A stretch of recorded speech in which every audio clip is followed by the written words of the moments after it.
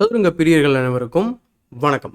இன்றைக்கி நம்ம பார்க்க போகிற வீடியோவில் ஷார்ஜா மாஸ்டர்ஸில் சுற்று 5ல் இருந்து ஒரு ஆட்டத்தை பார்க்கலாம். இந்த ஆட்டம் வந்து பார்த்திங்கன்னா நம்ம தமிழ்நாட்டை சேர்ந்த அரவிந்த் சிதம்பரமுக்கும் ஷார்ஜாவை சேர்ந்த சாலிம் சாலேவுக்கும் நடந்த ஒரு ஆட்டம். ஸோ ஷார்ஜாவை சேர்ந்த சாலிம் சாலே வந்து பார்த்திங்கன்னா ரீசெண்டாக ஒரு அழிவில்லா ஆட்டத்தை வந்து உருவாக்கியிருப்பார். இன்கேஸ் நீங்கள் அதை பார்க்கல அப்படின்னா நம்ம சேனலில் ஏற்கனவே போட்டிருக்கோம், மறக்காமல் செக் பண்ணி பாருங்கள்.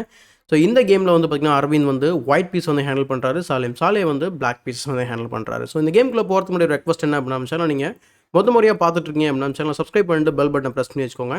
இப்போ இந்த கேமை பார்க்க ஆரம்பிச்சிடலாம். வித் ஒயிட் பீசஸ் அரவிந்த் பார்த்திங்கன்னா கேம் வந்து D4 ஓப்பன் பண்ணுறாரு. ரொம்ப வித்தியாசமான ஒரு ஓப்பனிங் வச்சுக்கோங்களேன். ஒரு நார்மலான ஒரு கிங்ஸ் இண்டியன் மாதிரி தான் ட்ரை பண்ணுறாரு. ஏன்னா லாஸ்ட் கேம்லேயும் அதுதான் வந்து ட்ரை பண்ணார். பட் இமீடியட்டாக ஒரு ஃபேன் ஷாட் பண்ணவும் இது வந்து கிங்ஸ் இண்டியன் மாதிரி நம்ம சொல்ல முடியாது. ஸோ ஜென்ரலாக இது வந்து ஒரு நார்மலான ஒரு இந்தியன் டிஃபென்ஸ் தான் வந்து போட்டிருக்கு. A49 ECO code.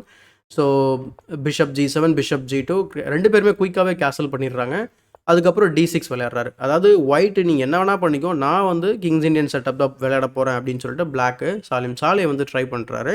ஸோ முன்னாடி ஆட்டத்தில் பண்ண மாதிரி.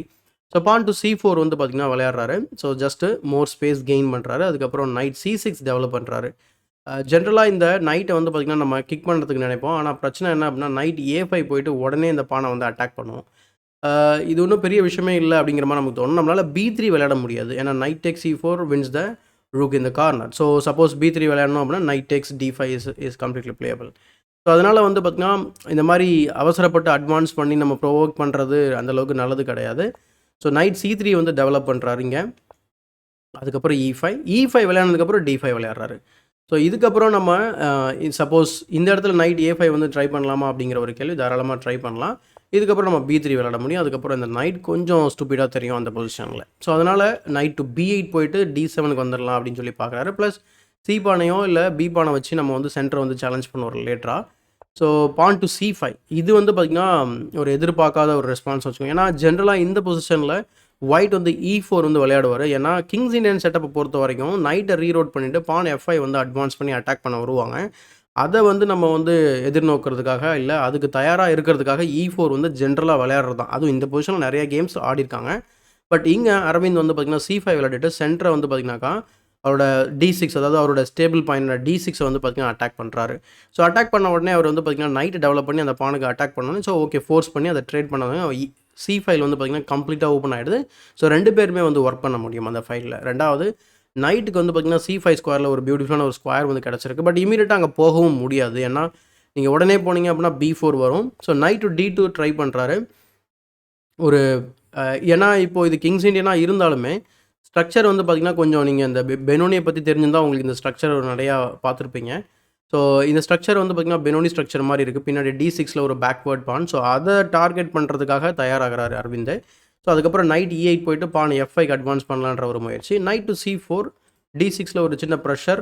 ப்ளஸ் இந்த நைட்டை கிக் பண்ணவும் முடியாது. ஓகேங்களா? ஸோ அதை கிக் பண்ணுறதுக்கு முயற்சி பண்ணுறது ரொம்ப கஷ்டமான ஒரு விஷயமா இருக்கும். அதுக்குள்ளே நம்ம குயின் B3 பிஷப்பை டெவலப் பண்ணிட்டு இந்த நைட்டை கூட எங்கேயாவது நம்ம மூவ் பண்ணிவிட்டு ரூக் C1 இப்படி பல ஐடியாஸ் வந்து ஃபாலோஅப்ஸ் இருக்குது ஒயிட்டுக்கு. ஸோ கேமில் வந்து பார்த்திங்கன்னா அவர் வந்து பான் F5க்கு வந்து அட்வான்ஸ் பண்ணுறாரு. இந்த இடத்துல பான் E4 விளையாடலாமா F5 தடுக்கிறதுக்குன்னா தடுக்க முடியாது. பட் E4 நம்மளால் விளையாட முடியும். E into F5 G into F5 அதுக்கப்புறம் சென்டரில் ஸ்ட்ராங்கான பான் ஸ்ட்ரக்சர் பிளாக்குக்கு இருக்கும்.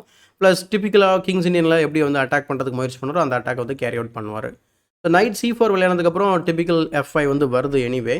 ஸோ அதுக்கப்புறம் வந்து பார்த்திங்கன்னா A4. இப்போ இங்கே நம்ம E4 விளையாடலாமா, இப்போ நம்ம விளையாடினா கரெக்டாக இருக்குமா கேட்டிங்கன்னா விளையாடலாம். அதுக்கப்புறம் பிளாக் வந்து F4 விளையாடுவார். ஸோ ரொம்ப இன்ட்ரெஸ்டிங்காக இருக்கும் இந்த கேம் விளையாடுறதுக்கு.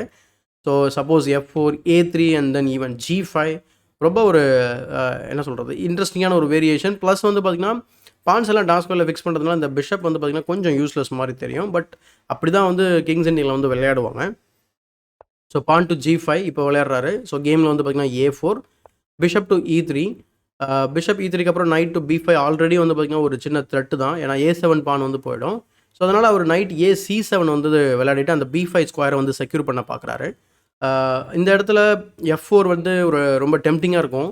F4 விளையாடினா பிஷப் D2 சம் வேரியேஷன்ஸில் வந்து பார்த்திங்கன்னா இந்த E4 ஸ்கொயரில் நம்ம நைட்டை வந்து ஹாப் பண்ண முடியும்.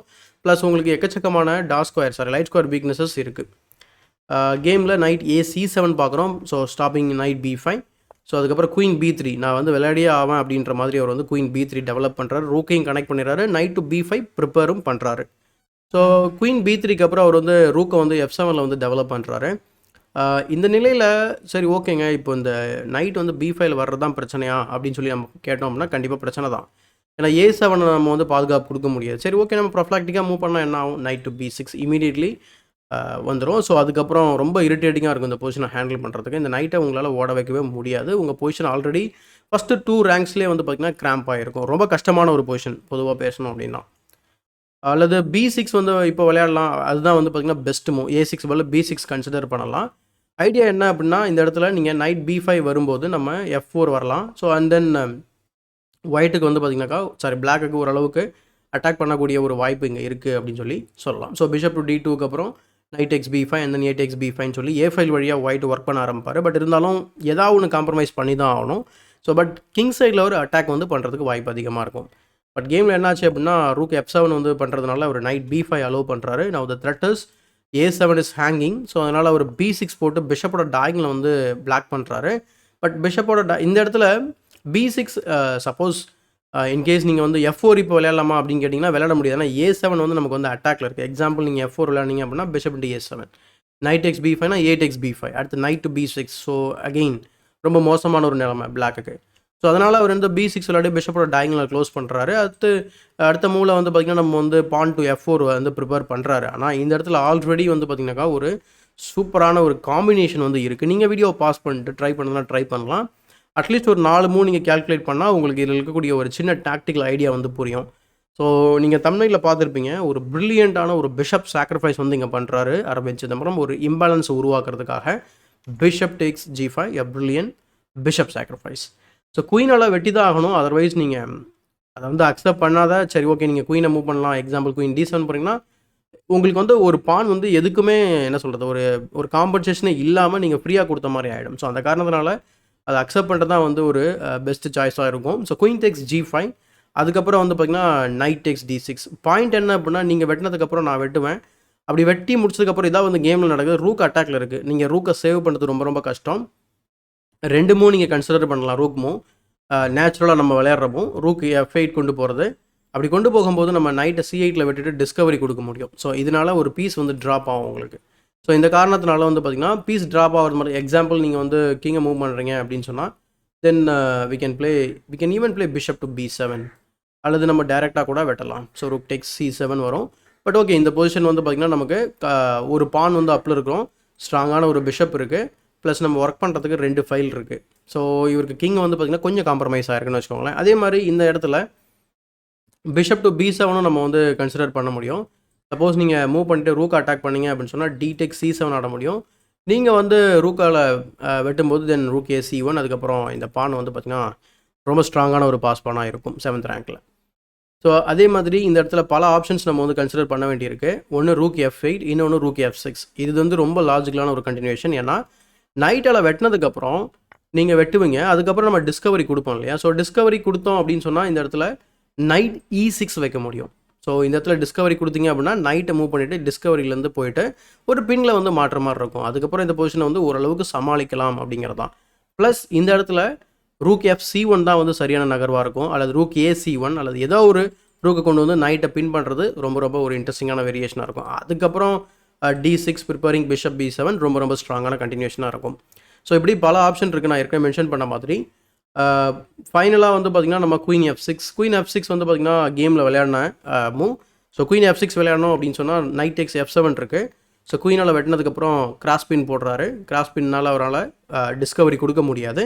ஸோ A5 வந்து விளையாடுறாரு. ஸோ A5க்கு அப்புறம் ரூக் டு B8 விளையாடிட்டு அவரும் திரும்ப இந்த பின்னு மாதிரி ஒன்று க்ரியேட் பண்ணி வைக்கிறாரு.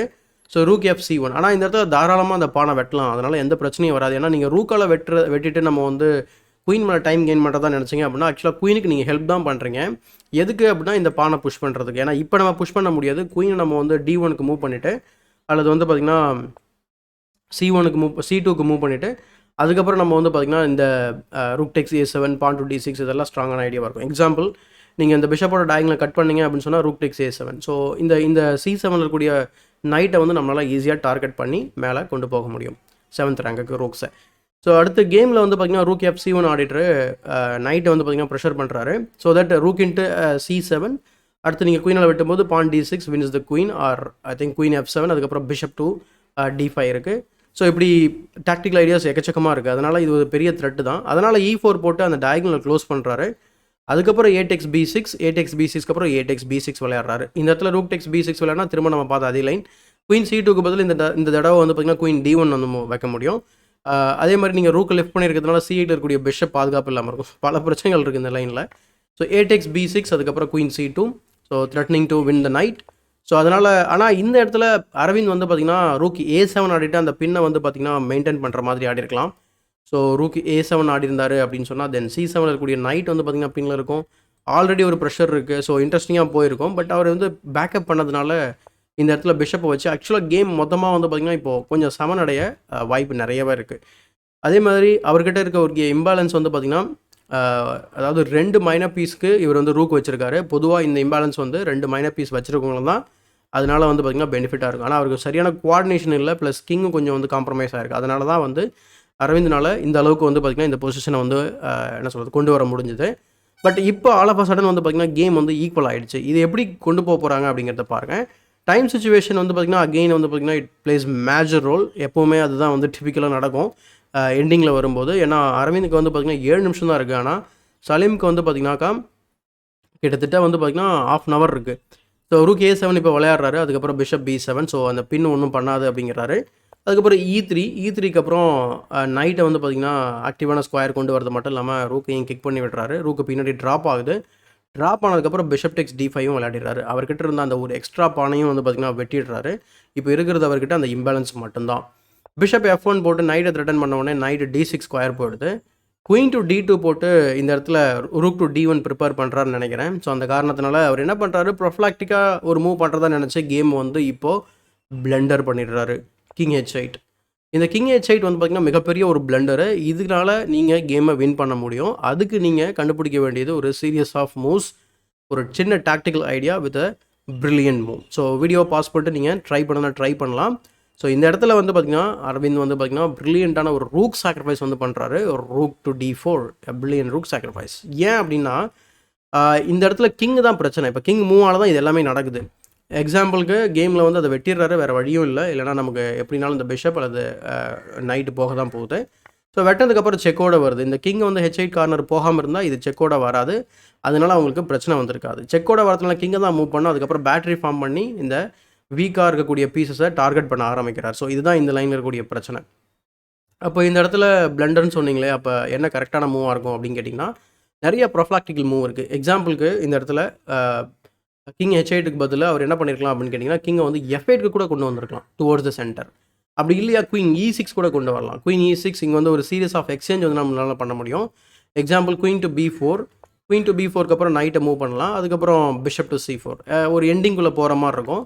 ஸோ இந்த எண்டிங் வந்து பார்த்திங்கன்னா இந்த எண்டிங் எப்போவுமே நம்ம சொல்லியிருக்கோம் bishop and night in plus versus the rook வந்து பார்த்திங்கன்னா எப்போவுமே பிஷப் அண்ட் நைட் வந்து பார்த்திங்கன்னா அவுட் ப்ளே பண்ணுன்ட்டு. பட் இந்த எண்டிங்கை பொறுத்த வரைக்கும் ஒயிட்டுக்கு சமாளிக்கக்கூடிய அளவுக்கு ரூக் வந்து பார்த்திங்கன்னா ரொம்ப ஸ்ட்ராங்காக இருக்குது அப்படிங்கிறதுனால பிரச்சனை கிடையாது. ஸோ கேமில் என்ன நடக்குது அப்படின்னா இந்த இடத்துல கிங் H8 போயிடுறாரு. இதனால் ரூக் டு D4 ஆடுறாரு. வெட்டியே ஆகணும். அதனால எப்படினாலும் பீஸ் ட்ராப் ஆகிடும். எப்படினாலும் அது பிளெண்டர் ஆகிடுச்சு, வேறு வழியே கிடையாது. குயின் டெக்ஸ் D4 செக்கோட வருது. அதுக்கப்புறம் king to G8, rook D1, அதுக்கப்புறம் ரூக் டு D8. ஸோ அதுக்கப்புறம் குயின் டெக்ஸ் D5. ஸோ எல்லாமே முடிஞ்சதுக்கப்புறம் வந்து பார்த்திங்கன்னா இந்த ஒரு பொசிஷன் கிடைக்குது. இதில் அரவிந்த்க்கு வந்து பார்த்திங்கன்னா ஒரு பான் அப்பில் இருக்கிறாரு. ஸோ பிஷப் டு C4 ஆனால் ரொம்ப ஆக்டிவான பொசிஷன். ரூக்கு பின்னில் இருக்குது. நைட்டுக்கு பெரிய ஸ்கோப் கிடையாது. ஸோ கிங் E7 போகிறாரு. அதுக்கப்புறம் bishop B3, porn to B5, அடுத்து king to G2, rook B8, அதுக்கப்புறம் ரூக் செக்கு, கிங் F8 போகிறாரு. ரூக் டு D5 வராரு. திரும்ப ரூக் டு B6. இந்த நைட்டை மூவே பண்ண முடியாது. அது என்ன பிரச்சனை அப்படின்னா இந்த வீக் பான்ஸ் தான் அவருக்கு இருக்கக்கூடிய பிரச்சனை. அதாவது ஒரு பானில் அப்பில் இருந்து திடீர்னு பார்த்தா எல்லா பானுமே ட்ராப் ஆகிடும். அந்த மாதிரி ஒரு மோசமான நிலைமையில் இருக்கார் சலீம். ஸோ அதனால் அந்த நைட்டை மூவ் பண்ணவே அவருக்கு வந்து டைம் கிடைக்கல. ஸோ ரூக் டு B8 ஏன்னா பின்னில் போட பார்க்குறாரு. ஸோ H3, அதுக்கப்புறம் ரூக் C8, அதுக்கப்புறம் rook E6, rook D8. So அதனால தான் இப்போ உங்களுக்கு டவுட் வரும், ஏன் அந்த நைட்டை மூவே பண்ண மாட்டேன்னா 2 பானுக்கும் அந்த நைட்டு தான் வந்து பார்த்திங்கன்னா ஒரு பேஸ் பாயிண்ட் மாதிரி பாதுகாப்பு கொடுத்துக்கிட்டு இருக்கு. So porn to G4, F into G4, H into G4, king involve பண்ண பார்க்குறாரு ஃபாஸ்ட்டாக. பிஷப் டு D5, ஸோ இந்த பானை வந்து பார்த்திங்கன்னா வின் பண்ண பார்க்குறாரு. வேறு வழியே கிடையாது, உங்களால் அதை ஸ்டாப்பும் பண்ண முடியாது. ஸோ பிஷப் C6 போட்டு ரூக் அட்டாக் பண்ணுறாரு. அட்டாக் பண்ணதுக்கப்புறம் ஃபைனலாக அந்த பானை வெட்டிடுறாரு. வெட்டதுக்கப்புறம் B3 திரும்ப பிஷப் D5 வைக்கிறாரு. அதுக்கப்புறம் ரிசைன் பண்ணிடுறாரு சலீம் சாலே. ஸோ டைம் வந்து பார்த்திங்கன்னா கம்மியாக இருந்தாலும் அழகாக வந்து பார்த்திங்கன்னா அரவிந்த் சிதம்பரம் வந்து கன்வெர்ட் பண்ணியிருக்காரு இந்த கேமை. ஸோ பிஷப் D5க்கு அப்புறம் ஏன் ரிசைன் பண்ணோம் அப்படின்னா, இது லிட்டரலாக வந்து பார்த்திங்கன்னா இது வந்து பிளாக்குக்கு ஜுக்ஸாங் தான். உங்களுக்கு பிளாக்குக்கு எந்த ஒரு மூவ்ஸும் நம்ம பெருசாக ரெக்கமெண்டே பண்ண முடியாது. எக்ஸாம்பிள் நைட் E8 போனீங்க அப்படின்னு சொன்னாக்கா தென் அடுத்த பானை வந்து ட்ராப் ஆக போகுது. நீங்கள் ஃபோர்க் பண்ணாலுமே பிரச்சனை இல்லை, நம்ம ஒரு த்ரெட்டை க்ரியேட் பண்ணி தப்பிச்சிடலாம். ஓகே, லைக் இந்த மாதிரி ஒரு வேரியேஷன் போகலாம். ரூக் F6 கிங் E7 அதுக்கப்புறம் கோயிங் ஆஃப்டர் H7 பான். நீங்கள் வந்து இந்த இடத்துல வந்து பார்த்திங்கன்னா பிஷப் D1 ஆடலாம், அதுக்கப்புறம் B2 போகும். ஆனால் இதில் நீங்கள் கவனித்து பார்த்தீங்கன்னா உங்களுக்கு கிளியராக தெரியும், நம்மக்கிட்ட 3 பான் இருக்குது, அவர்கிட்ட 1 பான் இருக்குது. நைட் வர்சஸ் பிஷப் டெஃபினட்டாக வந்து பார்த்திங்கன்னா அவுட் ப்ளே பண்ணிடும். அது மட்டும் இல்லாமல் இந்த வீக் பான் தான். இப்போ நெக்ஸ்ட்டு ஃபியூ மூவ்ஸில் அந்த பானையும் நம்மளால் வந்து டார்கெட் பண்ண முடியும், அதை தடுக்கவும் முடியாது, ரொம்ப கஷ்டம். ஸோ அந்த காரணத்தினால தான் வந்து சலீம் சாலே வந்து பார்த்திங்கன்னா 48வது முறை பிஷப் D5 வச்சதுக்கப்புறம் ரிசைன் பண்ணிடுறாரு. ஸோ இந்த வீடியோ பிடிச்சதை லைக் போடுங்க, மறக்காமல் மற்றவங்களுக்கு ஷேர் பண்ணுங்கள். இன்னும் நம்ம சேனலை சப்ஸ்கிரைப் பண்ணல அப்படின்னா சப்ஸ்கிரைப் பண்ணிட்டு பெல் பட்டனை ப்ரெஸ் பண்ணி வச்சுக்கோங்க. இப்போ குயிக்காக வந்து நம்ம ஸ்டாண்டிங்ஸ் வந்து பார்த்துடலாம் ஷார்ஜா மாஸ்டர்ஸில். ஸோ ஷார்ஜா மாஸ்டர்ஸில் வந்து பார்த்திங்கன்னா ஸ்டாண்டிங் இது தான். சாமுவேல் ஷாங்க்லைன் வந்து பார்த்திங்கன்னா 5.5, பாரதிய தான்ஷ்வர் அப்படிங்கிற பிளேயர் வந்து 5.5. அதுக்கு அடுத்து தேர்ட் பிளேஸில் வந்து பார்த்திங்கன்னா அரவிந்த் சிதம்பரம், அதுக்கப்புறம் அலெக்சி சரானா, அமீன் தபாதபை, அர்ஜுன் எரிகேசி, அயதீன் சுலைமானின், அடுத்து வோல்டார் முசின், யூ யாங்கி, அடுத்து சலீம் சாலே, அடுத்து வந்து பார்த்திங்கன்னா ஸோ இப்படி லிஸ்ட்டு போயிட்டே இருக்குது. ஸோ டாப்பில் இருக்கக்கூடிய 2 பிளேயர் வந்து பார்த்திங்கன்னா அர்ஜுன் எரிகேசியும் அரவிந்த் சிதம்பரமும். ஸோ 2 பேருக்குமே வந்து இந்த டோர்னமெண்ட்டை வின் பண்ண இன்னும் வாய்ப்புகள் இருக்குதுன்னு நினைக்கிறேன். ஸோ என்ன நடக்குது அப்படிங்கிறத பொறுத்து இருந்து பார்க்கலாம். ஸோ இதே மாதிரி ஒரு பயனுள்ள வீடியோவுடன் உங்களை சந்திக்கும் வரை உங்களிடமிருந்து விடைபெறுவது உங்கள் சதுரங்க சாணக்கியன்.